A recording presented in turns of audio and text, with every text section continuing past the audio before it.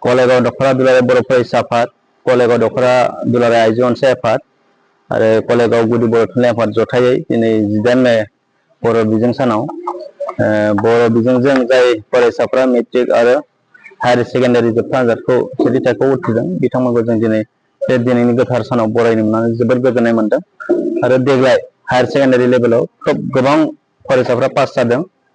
बिनि थाखाय जोङो कलेगाव दखरा दुलाराय बर' फरायसा आफादनिफ्राय बिथांमोननिसिम गाहाम हामलायनाय बावदों आरो गारजेनफोरनिसिमबो बिथांमोननि नांथाब नाजानायनि गेजेरजों बिथांमोना मोजां फिथाइ मोननो हाबाय। बेनि थाखाय आं कलेगाव दखरा आबसुनि जानानै बा कलेगाव ओनसोलनि सासे मोजां हास्थायगिरि जानानै साबायखर बावहरदों। मेट्रिकनि बेसेबां? मेट्रिकनिखौ जोङो खोब गोबां बिदि मोजां फिथाइ मोननो हायासै, गासै 7-8ल' जों फरायसा मोननो हाबाय। हायर सेकेन्डारिनि जोबथा आनजादाव जोङो 16 फरायसाफोरखौ जों मोननो हादों।